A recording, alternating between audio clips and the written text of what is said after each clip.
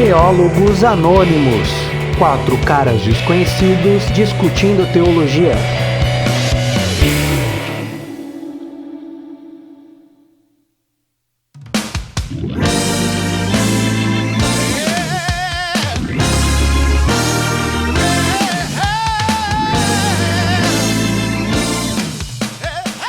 Bom dia, boa tarde, boa noite. Começa mais um Teólogos Anônimos. Estamos aqui no Falando do que a gente gosta. É esse o nome mesmo? Temas que a gente gosta de falar. Temas que a gente gosta de falar. Para você ver como eu sou um participante do Teólogos Anônimos bem ativo, né, e bem conhecedor aí dos nossos blocos, apesar de ter até participado desse. E hoje o nosso entrevistado, o nosso menino prodígio é o Gregório Murakami. Fala galera, Gersinho, é um prazer estar aqui com você na sua casa. Na minha casa, no meu escritório, né? Parece até que ele nunca vem aqui, mas ele está aqui de novo, né? 2 vezes por semana no mínimo ele está aqui. Gui, a gente vai falar um pouco hoje sobre o tema que você gosta, mas antes de tocar diretamente no tema, eu queria saber de você, quem é você? O que você faz, o que você gosta de fazer, porque nem tudo que a gente faz a gente gosta, né? Mas o que você gosta de fazer, qual a sua profissão, quais as suas formações? É sério? Vamos lá então. Pra quem tá acompanhando a gente, começaram a também pedir pra gente gravar logo esse episódio, porque tava demorando, né, já? Mas isso é uma questão de agenda, uma questão aí da gente ter um tempinho. Então, o nosso tema, assim, é um tema que a gente gosta, eu e o Gersinho é um tema em comum. A gente cresceu no meio desse tema. Mas falando um pouquinho de mim, como o Gersinho falou, assim, me apresentando primeiramente, eu sou o Gregory, todo mundo me chama de Gué na igreja, né? Uma coisa que o meu apelido carinhoso. Apelidos de infância pra vida toda. Pra vida toda, né? Tipo Gersinho. O Gersinho pra gente é Gersinho, né? Mas chega lá na igreja dele é o pastor Gerson. Tem toda a seriedade, assim. Por favor, finge que eu sou. Finge que eu tenho seriedade. Lá na igreja eu não sou o Gregory, eu sou o Gué, o Guézinho. Parece que tem 8 anos. Mas é o carinho mesmo. A gente tá na igreja faz um tempinho, né? A gente já tem mais de 12 anos aí de caminhada de igreja. Então nós tivemos aí, dentro da nossa caminhada cristã, nós tivemos esse momento de conhecer um pouco como que era fora da igreja e depois passar essa experiência de entrar para esse universo, né, cristão, entender melhor o que é o cristianismo. A gente sempre gostou muito de teologia, desde que a gente se converteu. Então, falando um pouco do Gregory Igreja, eu sempre fui muito envolvido com o Ministério de Música, de jovens, e comecei no Ministério Infantil, né, até me achar melhor ministerialmente, onde atuo mais na parte da música, liderando louvor, liderando as equipes ali, trabalhando na parte de repertório. Dentro de formação, eu me formei em recursos humanos, sou pós-graduado em educação corporativa, tenho especialização, né, curso de extensão nessa parte também de conhecimento de andragogia, metodologia ativa de ensino, sempre trabalhando nessa parte de desenvolver as pessoas, passar o ensino da maneira correta, da forma que a idade atende. Além disso, eu também tenho o curso de coaching, onde eu sou bulinado. Coach que não é gospel dele. E nem é coach financeiro.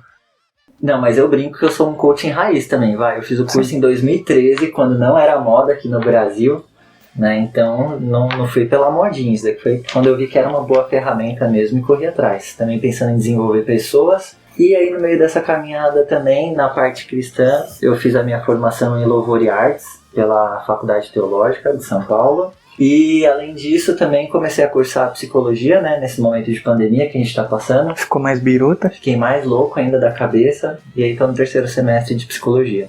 E quando pergunta quem é o Gregory, o Gregory é uma construção de tudo isso.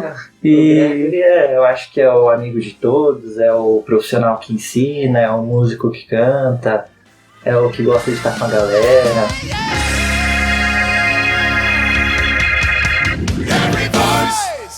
O tema que você escolheu, o tema que você gosta é música. E aí música a gente pode falar um pouco sobre a arte no culto, a gente pode falar sobre o que é o louvor e adoração. Por que você escolheu esse tema?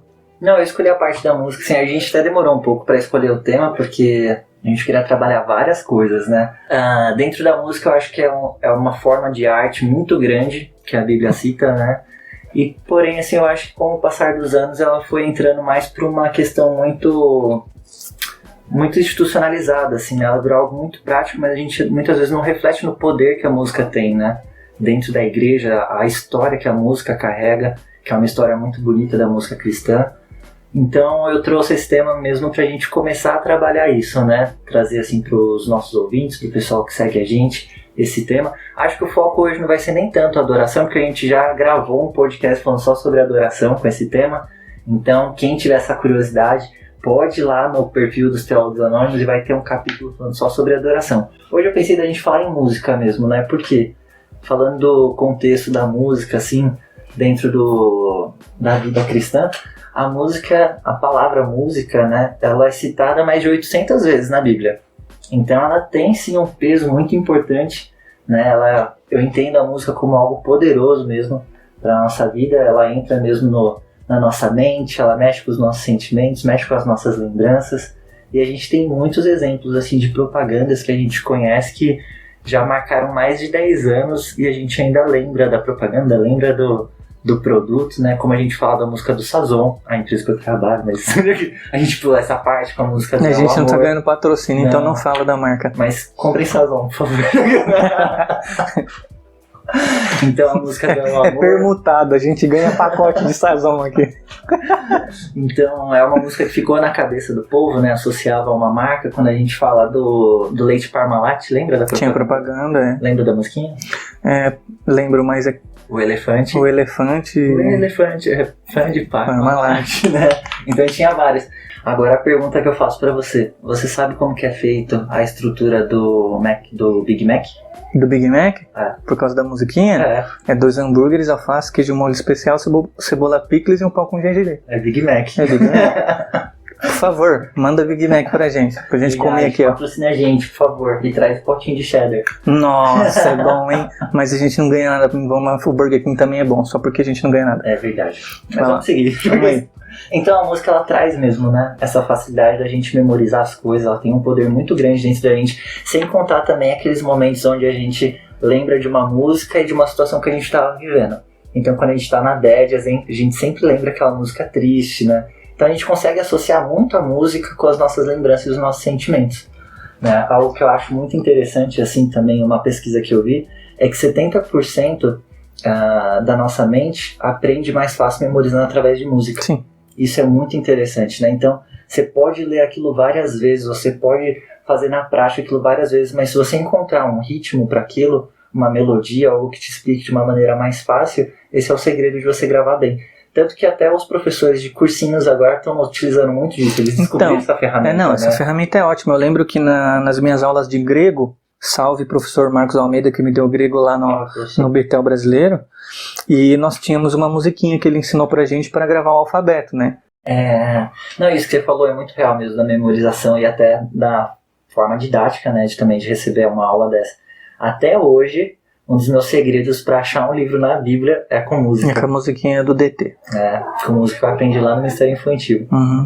É Gênesis do Levítico. Música chata, né, na verdade. Mas olha, ensinou uma geração inteira a procurar. O ruim é quando ele era tipo Apocalipse, aí você Gênesis É terceira João, aí você canta o bagulho inteiro, né? Aí é bom você começar a música no meio. Mateus, Marcos, Lucas e João. Ai, meu Deus. Mas ajuda bastante, né? A música, ela tem essa força. E isso também a gente vê também dentro dos filmes, a gente vê na vida, né? A vida é movida por música. A gente vê até nos grandes exércitos, assim, quando eles vão entrar em guerra, aquela tropa gigantesca, eles trazem um grito de guerra. Então por quê? Porque tudo isso muda muito. De coragem, Então a música marca muito mesmo pra gente. E a música, ela é algo que é muito encontrado dentro da Bíblia, né? Uhum. Então, fazendo esse link dos Teólogos Anônimos juntos aí com o tema que a gente escolheu, eu peguei a música também para mostrar essa importância que a música tem dentro da Bíblia, né? A Bíblia, ela é recheada aí de referências musicais, né? Como a gente pode pegar, por exemplo, o livro de Salmos, acho que todo mundo tem esse conhecimento, que sabe ali que muitos são músicas mesmo, né? Músicas e poemas ali. E a gente vê que existe toda uma estruturação para isso, né? Era muito valorizado aquilo. até hoje é muito valorizado, né? Então, assim, vale muito a pena a gente se aprofundar nesse tema bíblico, porque ele tem uma força de expressão muito grande. Só abrindo um pouco o leque para depois voltar a falar especificamente de música, é interessante que o judeu ele tinha como cultura a questão mais artística da mensagem, né? Então a mensagem ela era dada inúmeras vezes, diversas vezes, através de poema, porque o poema naquele período ele era usado como a música é usada hoje. A música é uma forma de poema também, né? É uma arte muito próxima do poema, a música. E os profetas, quando eles profetizavam, claro, só tendo conhecimento do original mesmo, do hebraico, para você ter uma ideia melhor, a mensagem era dada em forma de poema para que, naquela época não existia televisão, rádio, ninguém tinha celular, ninguém gravava a mensagem do culto, não tinha YouTube, para que o povo pudesse lembrar disso depois, assimilar melhor. Então nós temos ali diversos modelos de poemas que os próprios profetas escolhiam na hora de externar a mensagem para que a mensagem fosse memorizada de maneira mais fácil, né? E a música funciona assim também, né? Dentro da igreja. Isso aconteceu até também na Reforma Protestante, sim, né? Acho que voltaram a resgatar muito disso. E falando também assim da parte musical da Bíblia, esse aspecto também espiritual que a música também carregou, né? Assim, essa ferramenta também que Deus utilizou. Eu lembro muito daquela passagem que Eliseu também pede para vir um tangedor, para também tocar ali e Deus continuar utilizando a vida dele, para ele profetizar. A gente vê Davi também, quando ele tocava ali um instrumento dele para o espírito mal sair do corpo ali de Saul. Então a gente vê que a música foi usada como um instrumento mesmo assim poderoso. E às vezes a minha preocupação até foi por isso, assim, pensando nesse tema e algo que eu me aprofundo que é nesse estudo, é por causa disso. Como será que está sendo utilizada a música hoje nas igrejas? Será que eles estão tendo essa visão ainda de que Deus age dentro da música? Será que as pessoas continuam compreendendo isso, que a música tem um poder grandioso de ensinar? Então, lembro quando eu comecei a entender assim, o meu chamado ministerial, a minha vocação para isso, foi por essa preocupação. Porque a gente vê que na história houve uma construção muito bonita disso, de se manter, né? E às vezes o choque das idades que a gente está passando, o choque das gerações, algumas coisas vão se perdendo. O que é algo para ser super valorizado, super bem representado, muitas vezes virou um entretenimento de plano de fundo, sabe? Então é algo assim que a gente tem que pensar muito bem, assim, levar muito a sério a música dentro da história cristã.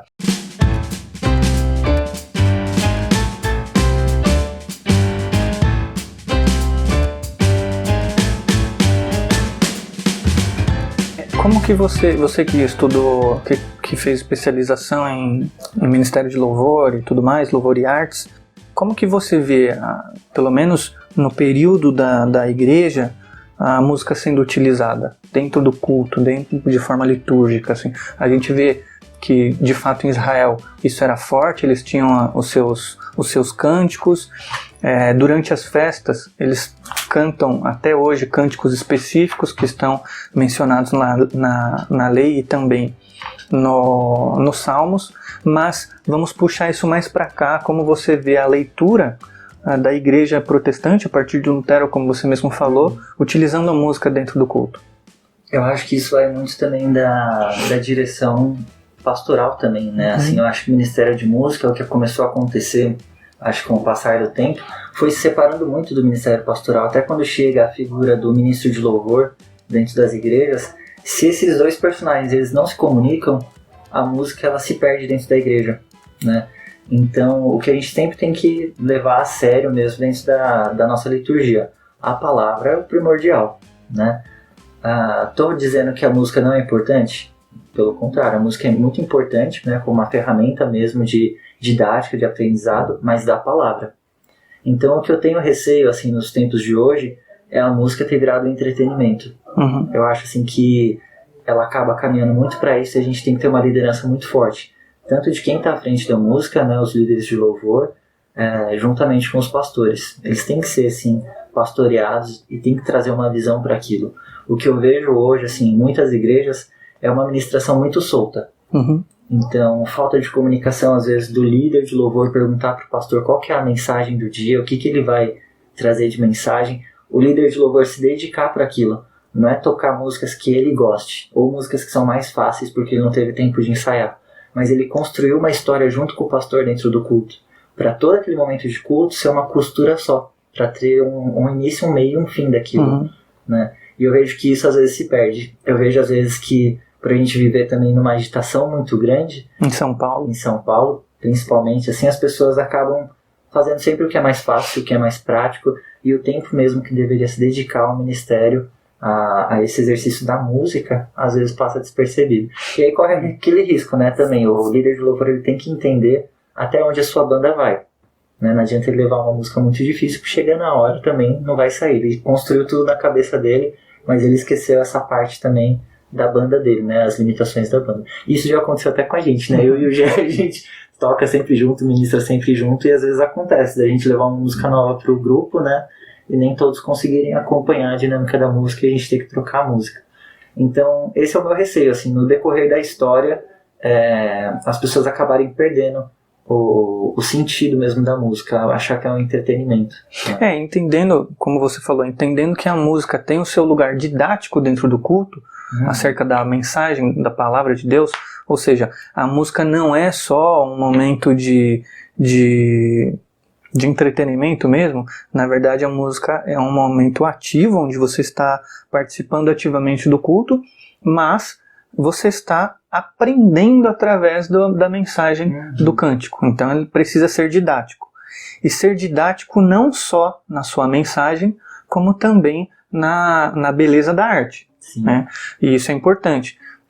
Até estava dando aula a semana passada lá na Comunidade do Rei, a igreja de um amigo meu, o pastor John, e nós conversamos um pouco sobre isso.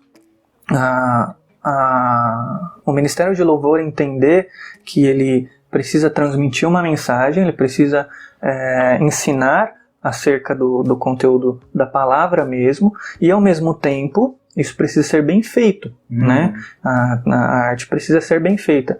E uma coisa que nós conversamos lá, eu com os alunos, geralmente nós esperamos dedicação daqueles que são ministros do Evangelho. Em todas as áreas. Então o missionário, o pastor, o líder de célula, obrigatoriamente eles são encaminhados para um curso de especialização. E o músico parece que não. O músico parece que você pega um cara que já sabe, né, e que às vezes não tem um preparo teológico básico, e ele simplesmente ajuda. É claro, nós temos todas as dificuldades, mas talvez nós tenhamos encarado o ministério da música, não só o de louvor e adoração, o ministério da música, de servir como músico, não com tanta prioridade da excelência. Né? Então você acaba pegando um músico que tem na igreja, não esclarece para ele que ele está servindo e isso precisa ser excelente, ou seja, ele precisa buscar se aprimorar, e automaticamente por ele não ter essa consciência ou não querer ter essa consciência, ele faz o que ele pode. Então ele faz o que ele pode a vida inteira e não busca fazer melhor. Então acho que isso é um grande problema também.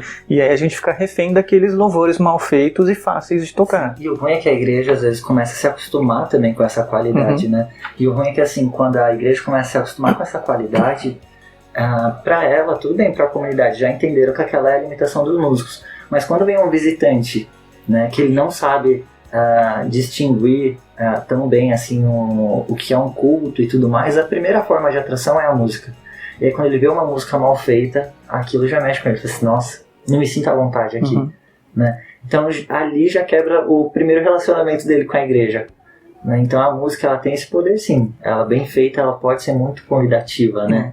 Agora, se for uma música mal feita... Eu não acho que só a música, eu acho que a estrutura tudo. A organização. Né? Mas, por exemplo, o pastor ele pode ter uma mensagem bíblica, uma mensagem ótima mesmo, só que se ela não for bem estruturada, se ele não tiver uma boa oratória, se ele não for minimamente organizado, e isso é perceptível. Né? E não só o visitante, como o próprio crente ali, ele percebe, né? Comparações também, infelizmente. Infelizmente isso acontece. Acontece mesmo.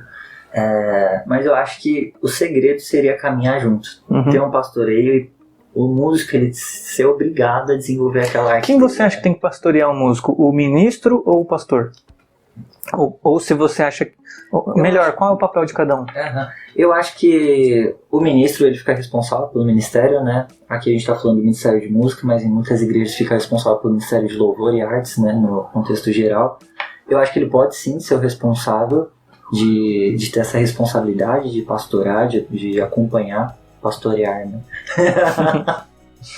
E acompanhar o grupo. E tem que ser uma pessoa dedicada. Eu acho que assim, a característica do ministro de louvor da igreja, ele tem que ser, primeiro de tudo, uma pessoa que tenha conhecimentos teológicos. E um bom músico. Ele tem que ter essa veia artística muito forte. Uhum. Mas ele tem que ser empático, né? Ele tem que ter esse carisma também com a igreja, ele tem que falar com a comunidade da igreja local dele, né? Então assim, o difícil que eu acho da gente fazer essa junção em um personagem só é porque, diferente do pastor, o ministro de louvor ele tem muito essa veia artística. Todo artista gosta do quê? De expressar sua arte. Ele gosta de se expressar. Ele gosta de mostrar as opiniões dele, o jeito dele de ver o mundo. E a arte é essa maneira, né? A arte é essa ferramenta. Às vezes ele não fala verbalmente, mas fala através da arte. Você tá chateado com alguém, coloca um louvor triste lá no meio. Põe um louvor lá. Coloca sabor de mel. Pra se vingar dos outros. Então, é bem isso.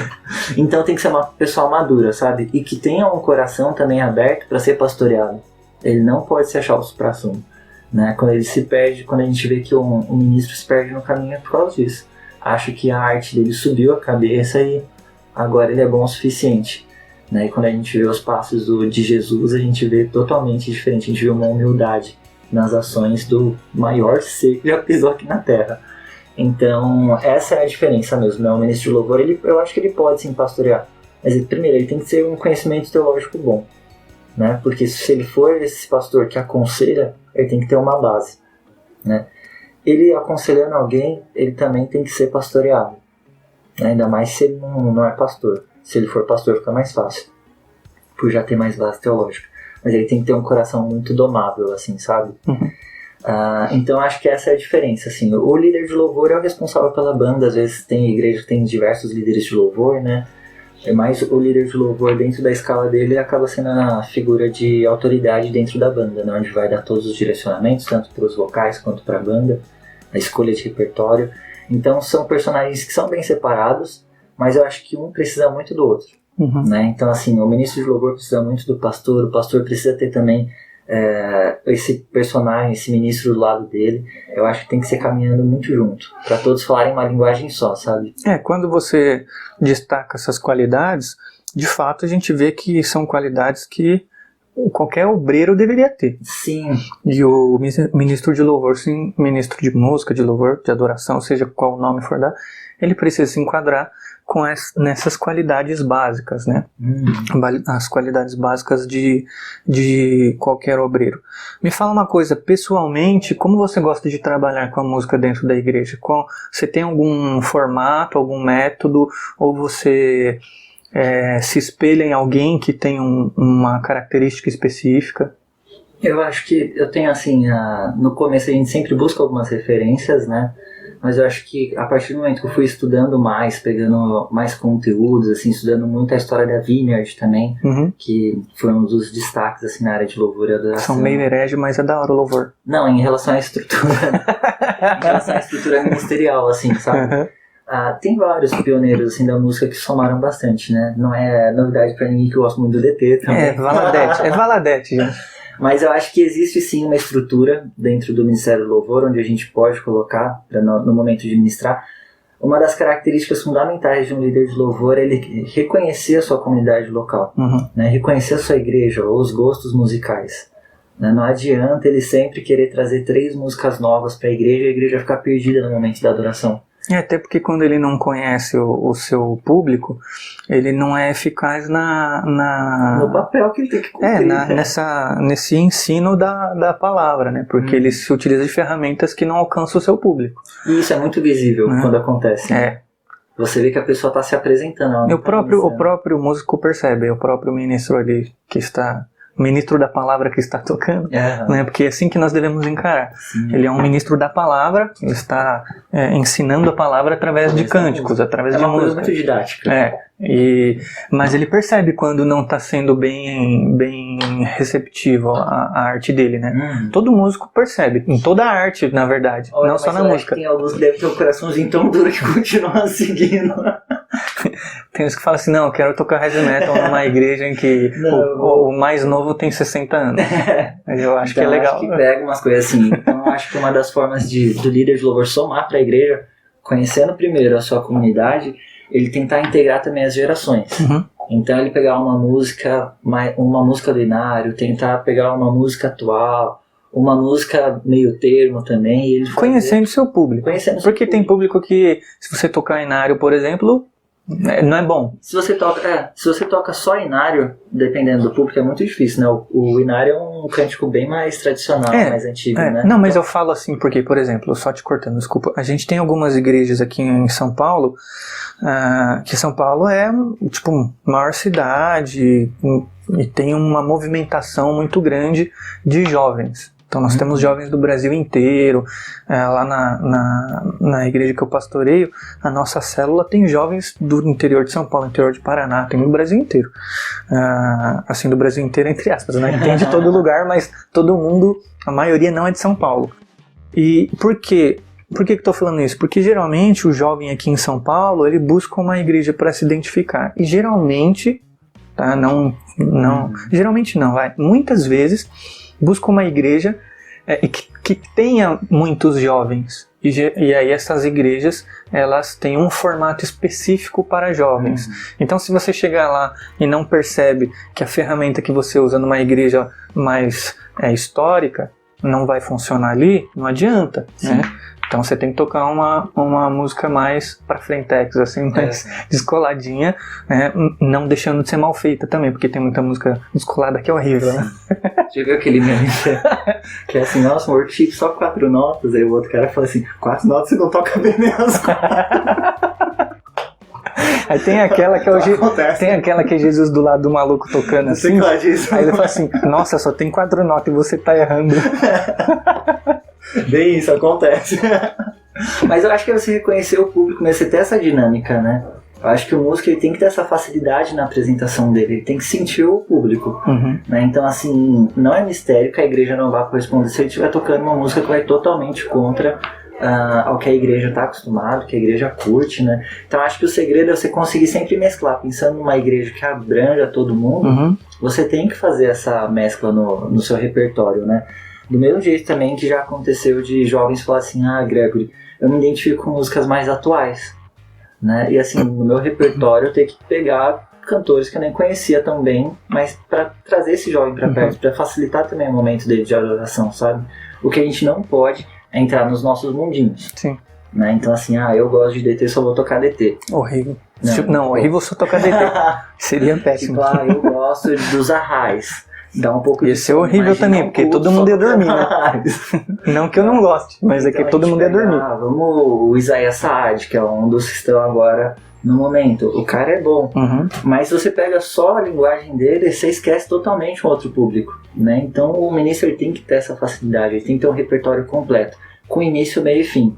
Então eu acredito também muito numa didática que a Vineyard tem, na estruturação das escolhas dos cânticos, onde você começa com um convite, depois você vai para um momento onde você começa a falar para Deus o que você vai fazer naquele momento, depois você vai trazendo para um momento de exaltação, engrandecendo a Deus, você consegue construir uma história dentro do momento do louvor. É uma estrutura, um formatinho. Isso, depois você vai para um momento mais de profundidade, de intimidade, músicas mais pessoais, mais intimistas, mas você vê que é uma estrutura, né? Aí às vezes e quando você começa a estudar isso, é muito chato.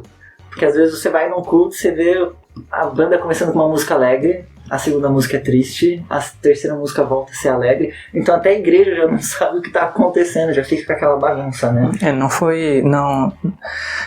É perceptível que ele não se preparou, às vezes ele se preparou tecnicamente, mas não também, se preparou de forma a conhecer o dinamismo da didática, né? Então às vezes falta esse conhecimento, né? Então assim, por ser um ministério que envolve música, as pessoas pensam que é só estudar música, Uhum.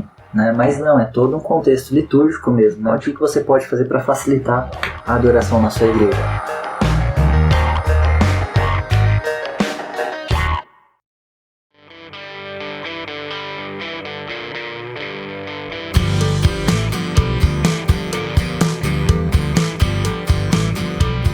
A gente falou sobre a música ser didática, né? De ter um papel didático acerca da palavra. E você sabe, por ser meu irmão e tudo mais, que eu tenho um certo preconceito contra músicas que repetem muito, porque eu acho que elas não ensinam as pessoas, mas elas induzem as pessoas a fazer as coisas sem o aprendizado, sem de fato elas entenderem o porquê e o que elas estão fazendo. E há uma crítica muito forte hoje, minha e de muitos outros, eu já vou me colocar nessa sem muitas delongas, mas há uma crítica contra o movimento do worship, né? Que é aquele movimento, não só porque as músicas às vezes são mal feitas, que de fato muitas são, mas por repetir muito, por ter letras muito rasas, falando muito da vida do indivíduo e não falando muito de Deus. Me fala um pouco sobre isso, como você vê esse movimento do worship, que não é novo, na verdade, mas que cada vez toma mais força dentro do culto. O que você acha que tem de bom, de ruim? Eu acho que esse é um assunto muito, muito relevante mesmo, assim, para o nosso contexto atual, quando a gente fala de música dentro das igrejas. O movimento worship, ele tem sim a sua base muito positiva, que é a facilidade também, na parte tanto do músico que toca, quanto de quem canta, né, para ele ter muitas repetições, ser mais curto, mas isso a gente também tem que levar muito em contexto a geração que a gente vive.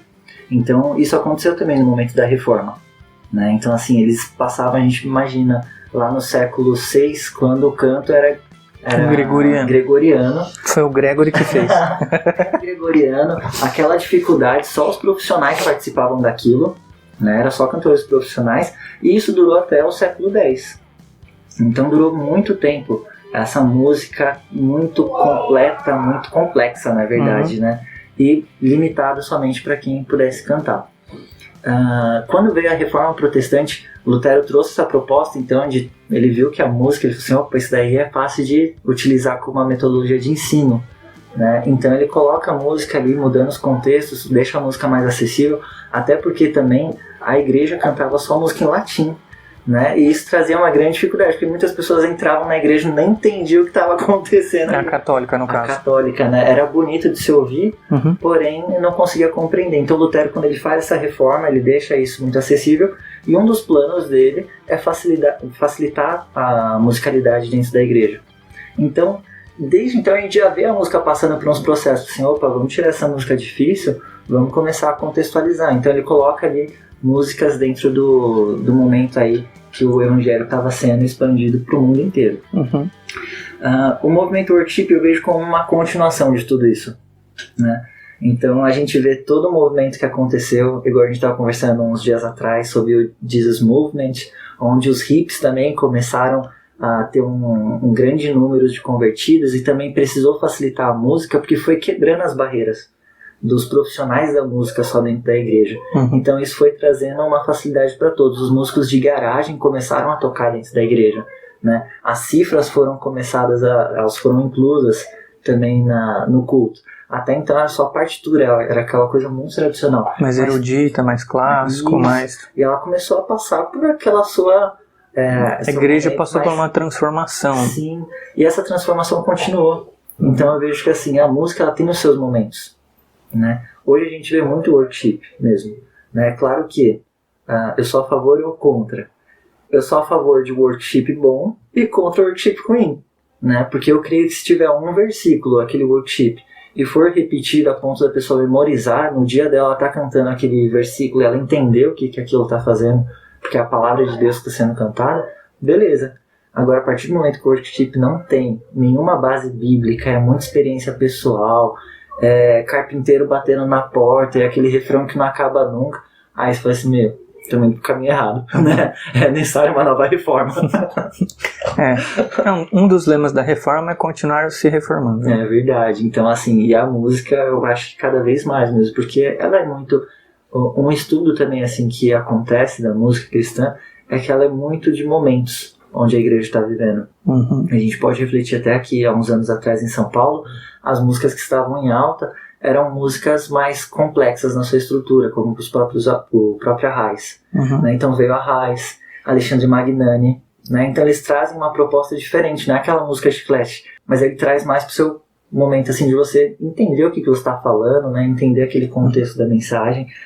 E por outras fases, daí do nada sai esse momento dos Arraiz, sai esse momento de Palavra antiga. Você viu que era tudo no mesmo, assim, né?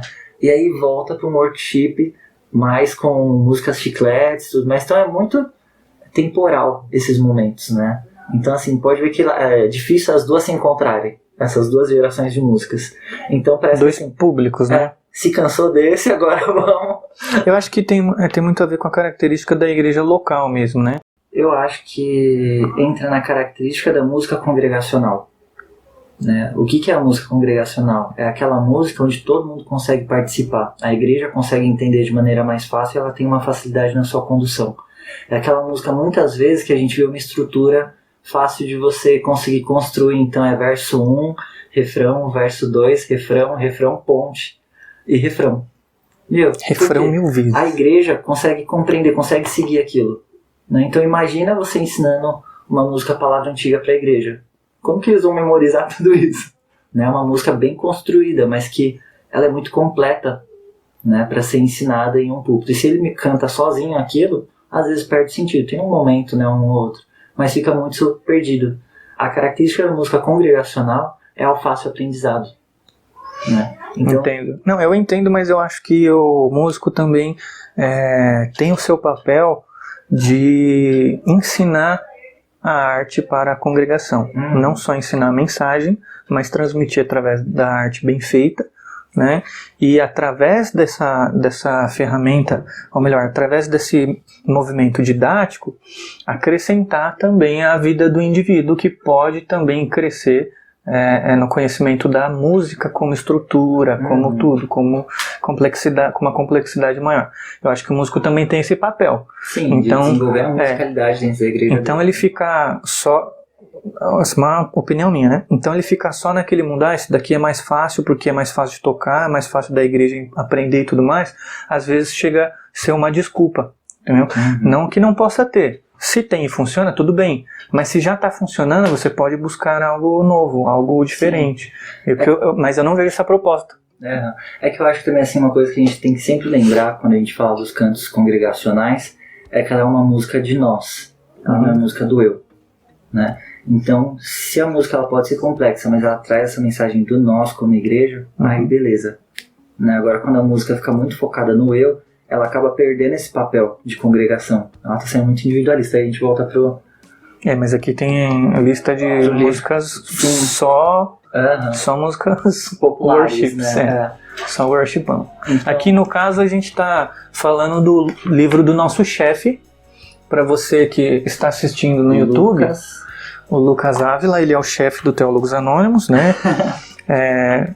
Todo mundo já sabe disso, mas ele tem esse livro aqui que é muito interessante, que o livro chama Gospel, que é uma análise das músicas brasileiras, gospel, e aí ele linka que as músicas mais famosas, as mais tocadas, as mais ouvidas, as mais aí do Brasil, são músicas geralmente que falam do individualismo do crente, ou seja, aquele que na adoração fala mais de si mesmo ou busca mais algo para si do que para Deus. Então, músicas que trazem mensagem em que a pessoa mais importante do mundo não é Deus, mas é aquele que está recorrendo a Deus.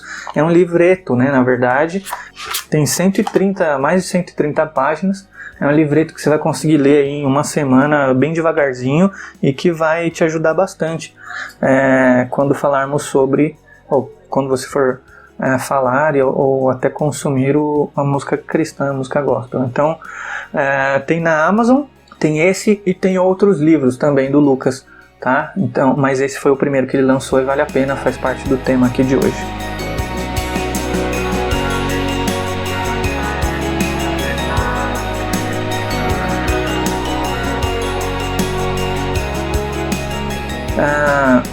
Como deve ser a preparação e qual é a responsabilidade do músico ou do líder do Ministério de Música?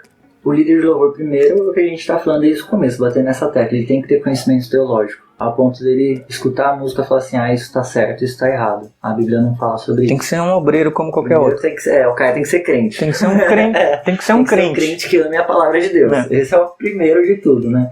Ele tem que ser um bom orador também. Ele tem que ter essa facilidade na comunicação com a igreja.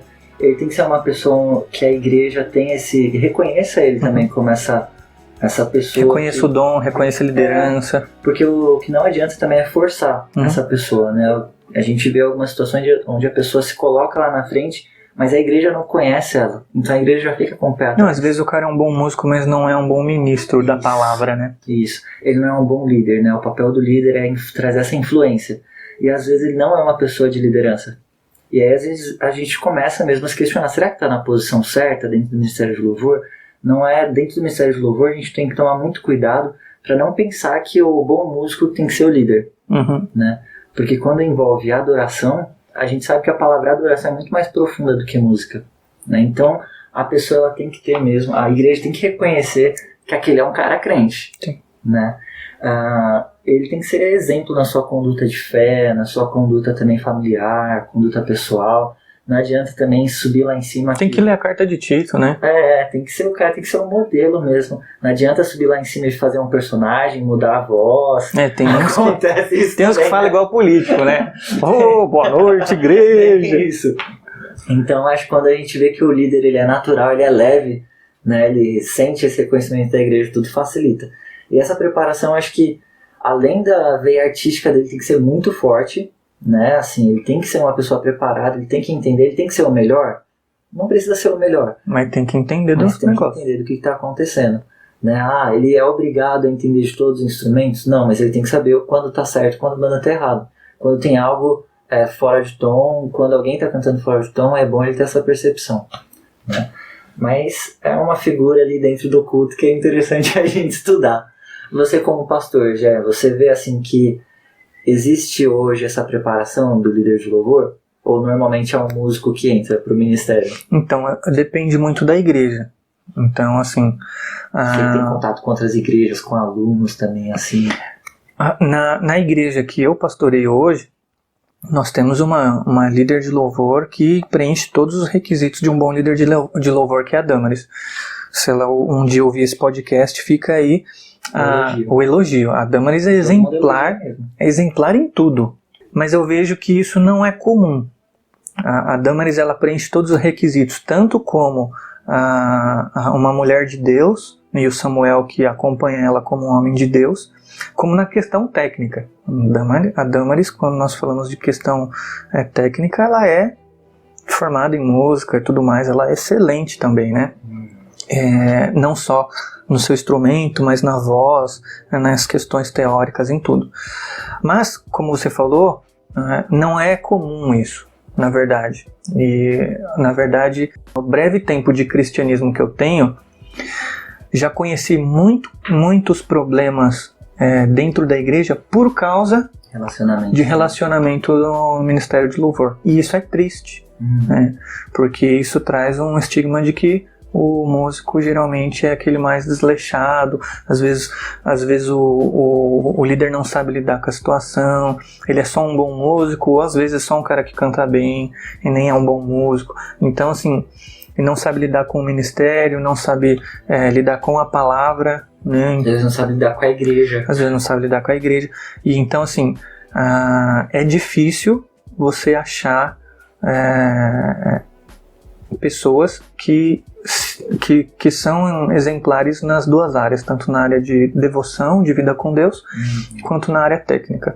Mas existem essas pessoas e a igreja precisa procurá-las e não ter o medo de aderir há pressões internas, do tipo, põe fulano de tal porque é da família de alguém, ou põe fulano de tal porque não tem ninguém mesmo. Não, se não tem ninguém, é o tempo de procurar alguém que preencha esses requisitos, entendeu?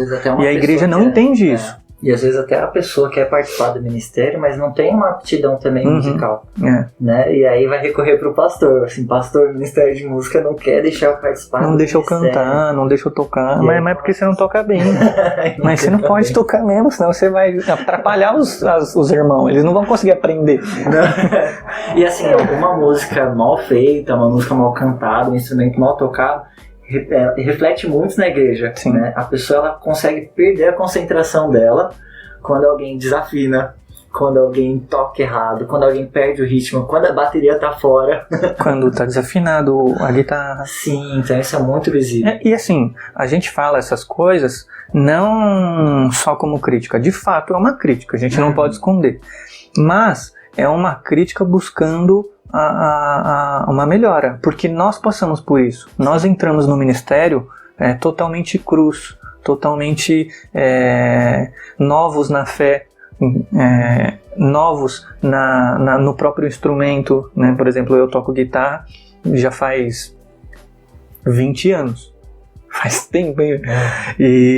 Então, mas assim, eu sempre toquei um estilo de guitarra que era heavy metal, rock and roll. Entrei pra igreja e tive que aprender campo harmônico, que não era meu negócio era fazer a guitarra gritar. Então tive que aprender, então bati muita cabeça, toquei muito errado. E se alguém... Aí o cara do som aí diminui essa guitarra. Desligava a minha guitarra. Faz só sentimentos. Eu falava, me dá retorno, aí ele fingia que mexia no botão.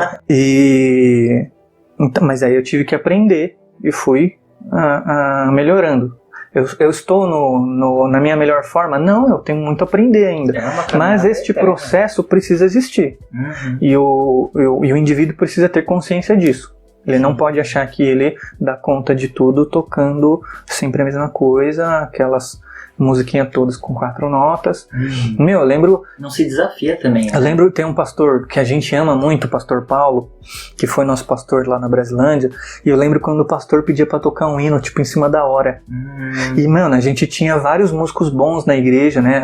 Henrique, Lívia, pra quem conhece, Henrique, Lívia, entre outros, pianistas bons, vários.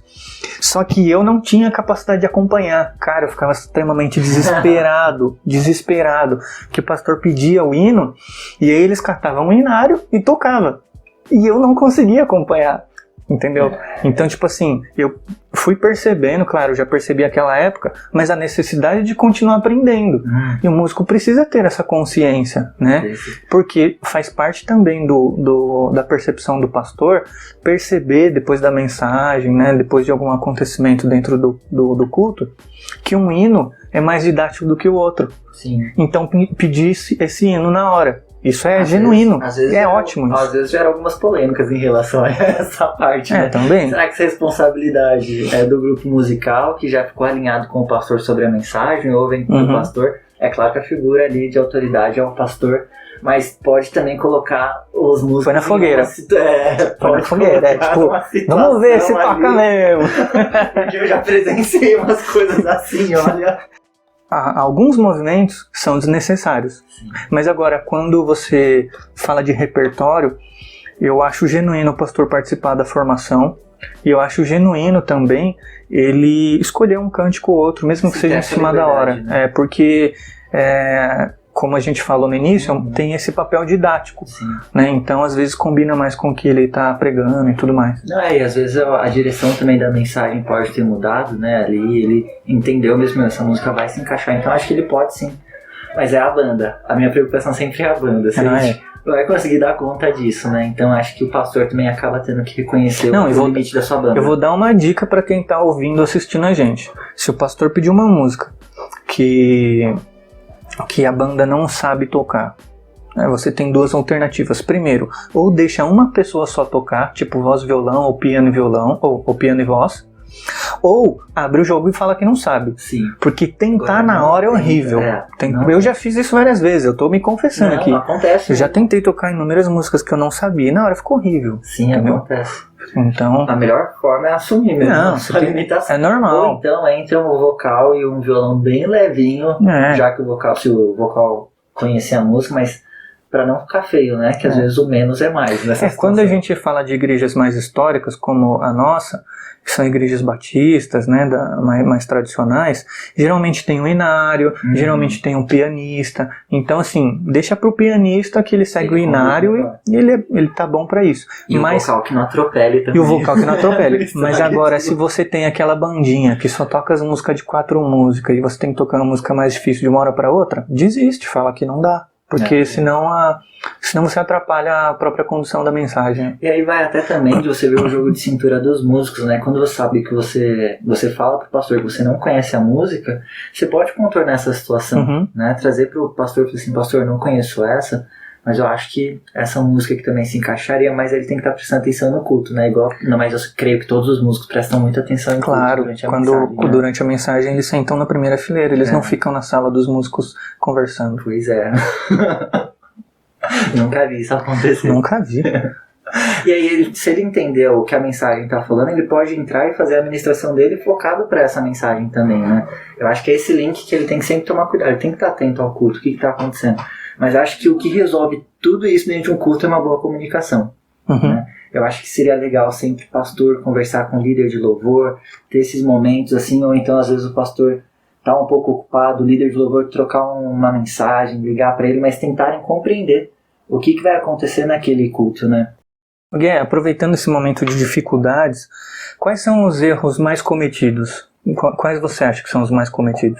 Os erros mais cometidos, eu acho que a gente começa pela falta de identidade no louvor, as pessoas que se transformam quando pegam um microfone. É um artista. É um artista, mas ele é um artista em construção. A gente mas vê que ele é inexperiente quando ele entra Mas você não acha que precisa de um mínimo de atuação ali, um mínimo de...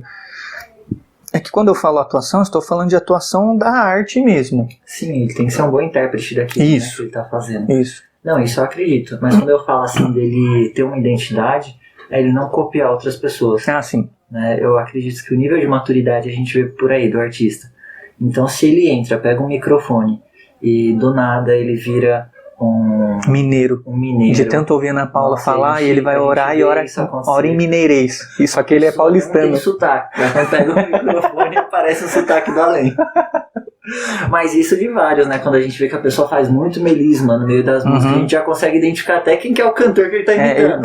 Porque ele aprendeu a escala que o cantor faz no melisma, e aí ele faz a mesma escala. Sim, então assim, acho que a primeira... E isso acontece mesmo nas igrejas, mas eu falo que a gente vê o nível de maturidade nisso, porque a partir do momento que você conhece a sua estrutura vocal, a sua técnica ali instrumental, você vai se desprendendo disso. Agora, quando a pessoa não se desprende disso, aí pode ter vários outros aspectos que estão envolvidos, né? Então, às vezes a pessoa está com receio de se mostrar, está se escondendo atrás de uma capa religiosa, de uma figura bem-sucedida, a gente pode se dizer assim. Então, a gente tem que tomar muito cuidado. A pessoa que ministra o louvor, ela tem que ser autêntica, né? Ela tem que ser a mesma pessoa que você encontra no corredor. Igreja, isso.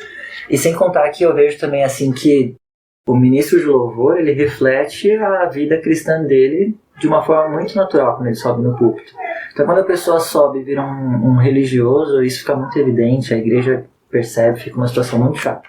Além disso também tem as manipulações, que eu acho que também é um dos maiores erros dentro dessa parte de condução de culto, onde a gente vê os animadores de igreja. O famoso Liminha. Ele só pessoal, agita a galera. Agora vamos bater palma. Pessoal, agora... Gente, isso cansa, né? E aquela parte assim, abraça o irmão que tá do seu lado, cumprimenta 3 pessoas. Já fiz isso, bastante. Não, eu também, mas chega uma hora quando você é participante... Quando você tá lá embaixo, aí você percebe o quanto é chato. Não acredito, eu só quero ficar em paz. Levanta, senta. Levanta e senta, mano, brincar de vivo morto, mano. Eu acho que devia ter uma plaquinha nas igrejas. Assista ao culto do jeito que você quiser. Sim. Levantado, sentado, no chão. É claro que vai ser um pouco bagunçado, mas eu fiz bastante isso, fazia bastante isso no começo. E é claro, depois você percebe quanto isso é você tentar manipular a massa, né? E o quanto isso é chato, né, mano? É cansativo demais, né?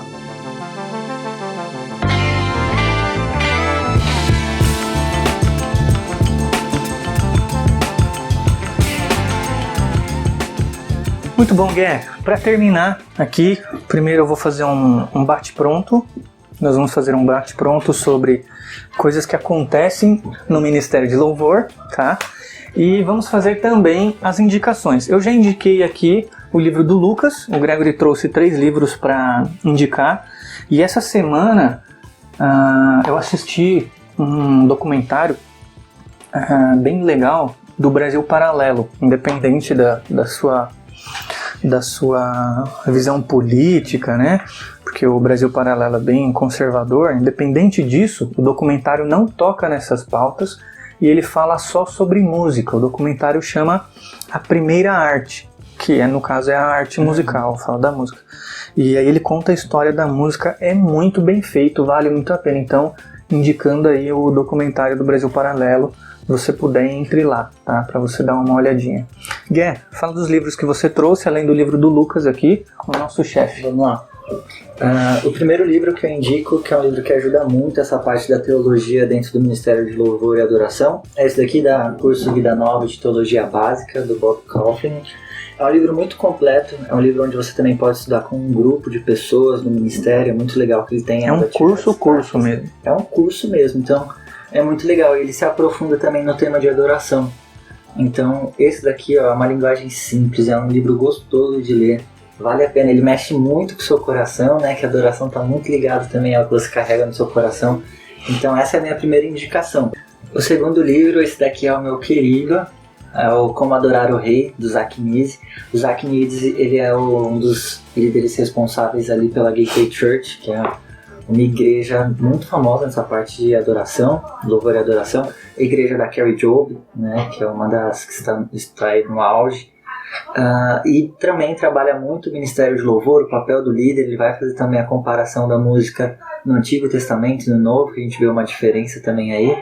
Fica o desafio se esse vídeo alcançar quantas pessoas, Ercinho? A gente faz Se alcançar 500 views. 500 views. Nossa, aí vai ser um desafio, hein? A gente vai fazer uma série só sobre música, Antigo Ótimo. Testamento e Novo Testamento. Se alcançar 500 views, manda pra sua tia, porque o Gregory é do Teólogos Anônimos o mais queridinho das titias e das vovós.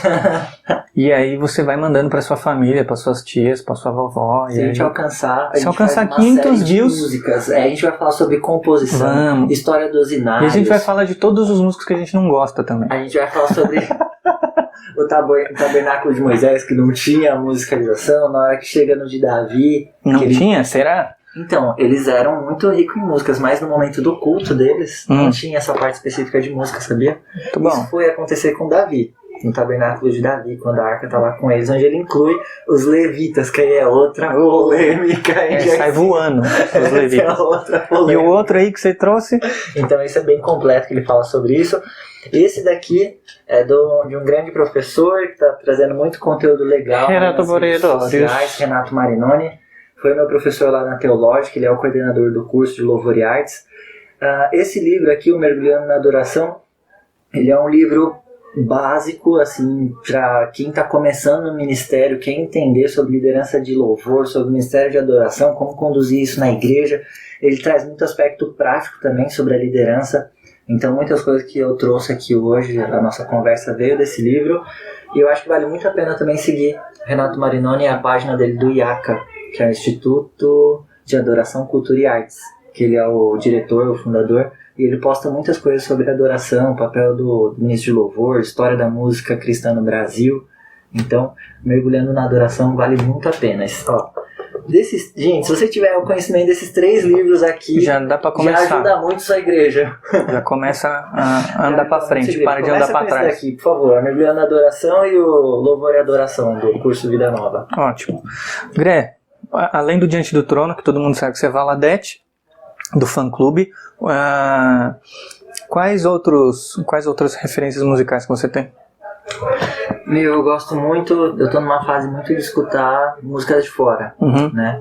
Então eu gosto de escutar o Matt Ridman, que é um que eu gosto muito, Carrie Job.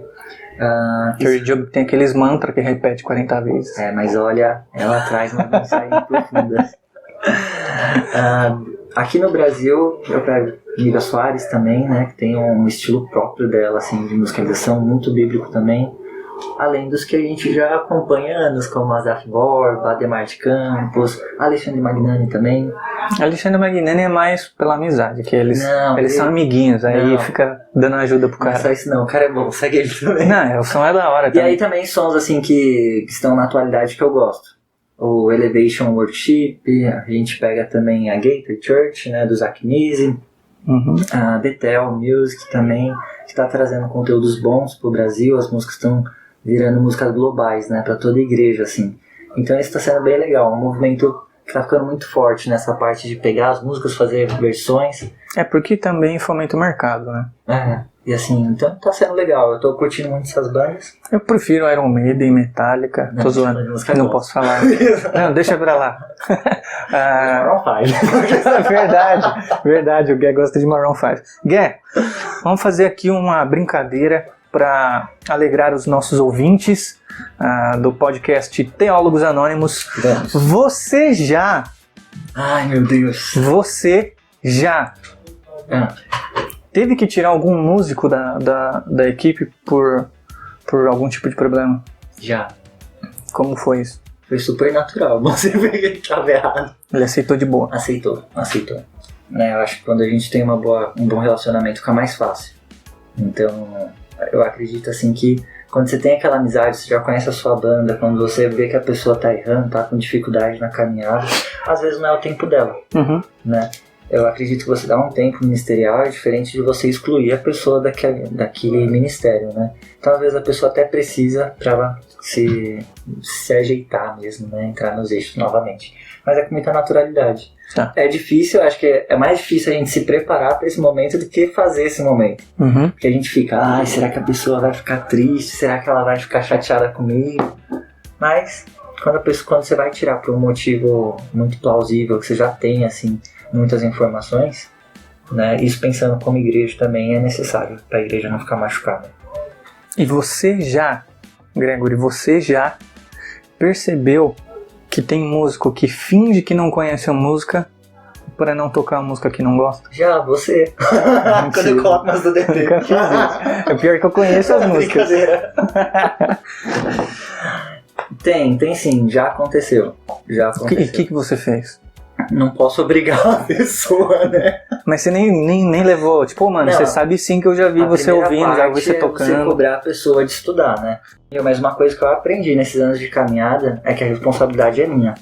Né? Então, se Deus colocou no meu coração, eu tenho que colocar aquilo. Se eu planejei, se eu alinhei com o pastor, aquela é a minha responsabilidade. Se chegar uma pessoa e falar assim, não vamos tocar essa daí não, essa daí é chata. Sempre aparece isso, porque nós somos muitos ali, as ideias são diferentes.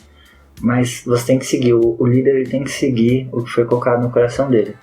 Né? Ele pode sim ser bem democrático, pedir para as pessoas participarem desse momento de criação de playlist e tudo mais, porém a partir do momento que está decidido, que ele sente a paz no coração, ele tem que ir até o fim. Ótimo. Gregory, você já passou mal no meio do culto, teve que sair? Já. Eu sei. Já que eu coloquei já em cima. Gente, teve um dia que eu tava ministrando louvor e aí me deu um problema. Cálculo renal. Um cálculo renal, comecei a sentir a dor tipo 5 minutos antes. Não, acho que não, foi no meio do louvor. No meio, é verdade. Você tava cantando e você falou pra eu entrar no seu lugar. Tava nos agudos ali bem altos nesse dia. Mas é verdade, eu comecei a sentir dor e eu ainda tava cantando e pra quem já teve essa dor sabe como que é, uma dor horrível. E eu lembro que naquela hora, assim, eu tava tão forte, eu não queria parar, né, a administração naquele momento, eu coloquei a igreja um pouco pra orar. Enquanto isso eu chamei o Gersinho e eu fiz essa troca, chamei o meu irmão pra ele tomar a frente do louvor, porque ele tava no ensaio com a gente. Você nem tava tocando nesse dia. Não lembro, eu acho que eu tava. Não tava tocando violão? Não, eu acho que você tava sentado bem na frente, já que eu lembro de você subindo. Ah, é? Mas eu lembro que você tava com a gente no ensaio, você tinha assistido o ensaio. Aí foi direto pro hospital, você. E aí eu tava com tanta dor que eu lembro que fui pra sala de oração, e na sala de oração eu tava no chão com muita dor, né? E eu fui pro hospital direto. Obrigado, Robinho que socorreu. Robinho é um anjo de Deus, que quando eu jogava futebol com o Robinho também de sábado, teve uma vez que eu tive uma torção grave, ele que me levou no hospital também. O cara sempre salvando os molecanos. Dá um salve pro Robinho. Quem conhece o Robinho, manda pra ele ouvir o podcast. É verdade, obrigado, Robinho. fala aí. Gré, mais uma aqui. Não sei, na verdade. Você já espirrou no momento do louvor? Ih, já espirrei, tossi, já engasguei. Engasgar é o pior, né? Porque você fica meio que sem ar, lacrimeja. O pior é quando você engasga no meio do louvor, não entre um e outro. Porque você não pode parar de cantar. Que tipo assim, eu já engasguei fazendo só voz e violão. Não tinha outra voz, não tinha... Aí você tem que... Só a igreja. Continuar tocando e cantando. É terrível, cara. Gersinho, você já esqueceu a letra de uma música que você estava cantando? Várias vezes. Temos inúmeras técnicas para isso. Sim. Algumas vezes eu já parei de tocar música, falei, não lembro a letra. Mas tem uma técnica que eu nem uso, mas eu vejo as pessoas usarem, que é deixar a igreja cantar, né? Então, só a igreja. Aí você solta o acorde. Ou é um momento de oração, né? Nessas horas. Eu acho que nessas horas Deus não quer mais que você ore. Deu um branco aí nessa mente, gente, vamos orar. Tem um problema também que a gente até citou um pouco aqui. E assim, nós temos alguns irmãos, a maioria dos irmãos que se propõem a ajudar são bênção. Isso a gente não pode deixar... Mas alguns não são. É a minoria. É um ou outro que às vezes não está na sintonia de Deus. Né?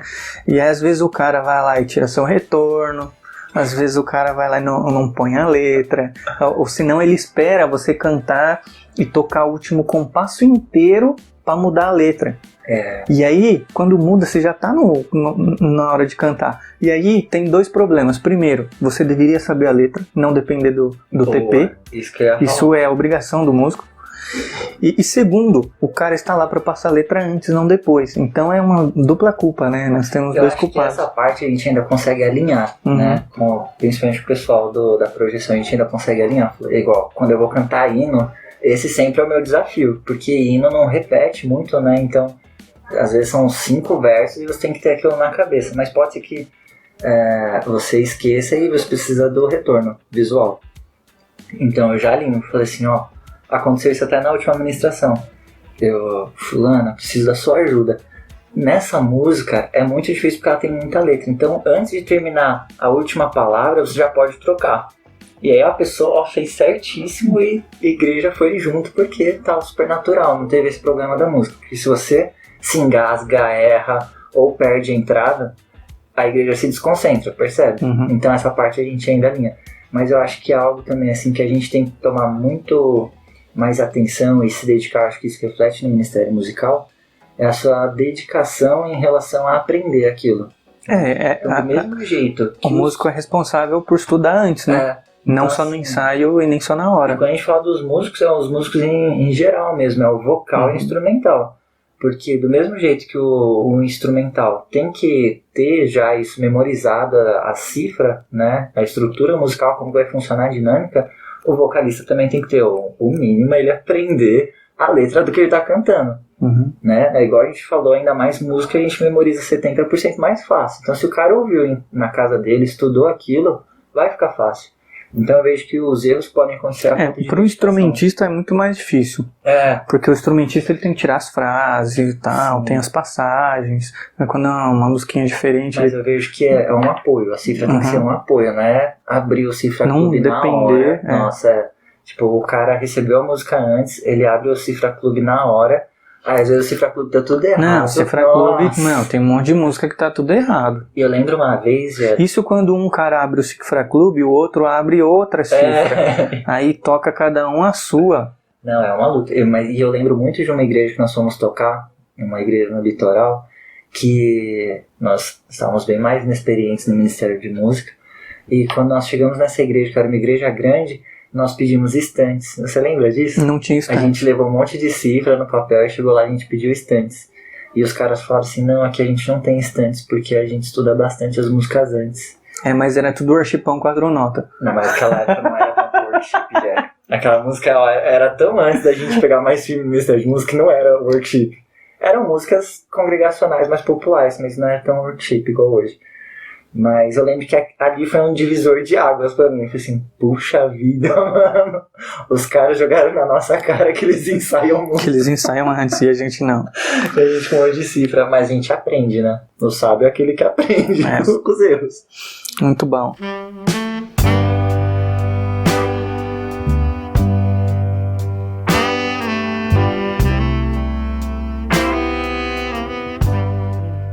Gué, ótimo bate-papo com você. Você tem alguma mensagem para finalizar, para deixar aí para os nossos ouvintes? Para quem trabalha no Ministério de Louvor e Adoração, Música e Artes, primeira coisa, estudem a Bíblia. Né? Eu acho que o crente tem que estudar a Bíblia, né? Tem que estudar a Bíblia, mas é que às vezes a pessoa entra na igreja pela arte. Né? Fala assim, aqui é um espaço... No meu caso, eu entrei na igreja porque o Everton e o Evandro, 2 amigos nossos de infância, tocavam na igreja e me chamaram para vê-los tocar. E eu que já tocava rock lá na escola com uns amiguinhos de bandinha de rock, me encantei pelo culto e comecei a frequentar a igreja e conheci Jesus lá. Né? Sim. Então, assim, para quem entra no Ministério de Artes, não esqueça da teologia. Né? A música, ela pode sim ser muito atrativa, mas ela tem que ser profunda, e essa profundidade é só com a teologia, tá? Não é um entretenimento. Líderes do Ministério de Música, né? Pastoreiem os membros da banda e cuidem bem deles também. Uma coisa que eu aprendi na faculdade é que a gente tem que valorizar muito mais a pessoa do que o talento que ela traz pra gente. Né? Porque a gente vê muito isso. Gente que só se encontra no momento de tocar. Elas não são pastoreadas, elas não são acompanhadas, então a gente tem que ter essa responsabilidade também como líder. Né? Pastores, ajudem também os seus ministros de louvor, colhem neles, porque eles também não sabem de tudo, e é difícil para esse papel também, com tantos artistas, o papel maior de pastorear é do pastor, o líder tem que auxiliá-lo nisso. Né? Sim, às vezes é compartilhado, né? Mas tem que ser corações abertos ao pastoreio, todo mundo. Né? Mas eu acho que é isso, assim. Fundamental, tenham teologia, tenham musicalidade, se aperfeiçoem. A gente falar o melhor tem que ser para Cristo, né? Então assim, é se dedicar mesmo em adoração. Quando a gente fala de adoração, coração rendido, é a gente entregar totalmente, não é entregar só 30 minutos antes de um momento de ministração. Muito bom, Gré. Muito obrigado pela sua participação. Eu agradeço, obrigado por você me convidar aqui no seu escritório, nesse lugar tão diferente, tão legal, assim, que eu nunca tinha visto. Você nunca vem toda semana só. Gente, esse foi o nosso, como que chama o quadro? Falando do que a gente gosta. Assuntos que a gente gosta de falar. Alguma coisa aí. Assim que a gente o Lucas vai colocar aqui o nome do quadro no começo e no fim, mas foi mais um episódio do Teólogos Anônimos. Siga-nos nas plataformas digitais, né? Nós temos Instagram, Facebook, Spotify, Deezer, Castbox, eu não sei nem o que é isso daqui, Anchor, YouTube, segue a gente lá. Onde aparecer Teólogos Anônimos, você pode seguir. Compartilha com as titias. Compartilha com as titias e com as vovós, com o papai e com a mamãe. O Gregory está solteiro. E então segue ele, que ele também é Instagrammer, blogueirinho, né? Posta lá todo dia foto, mensagens e tudo mais. Siga os Teólogos Anônimos. O meu @ Gé Murakami, Gé com H, G-E-H Murakami, você também pode me seguir. E é isso aí, tá bom? Segue a gente lá, diga. Caso também alguma igreja queira fazer contato para receber um workshop também. Excelente. Adoração e artes também, louvor.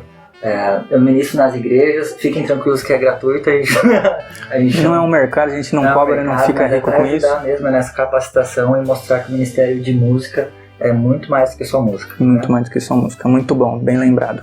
Gente, forte abraço, fiquem com Deus e é isso aí. Até mais.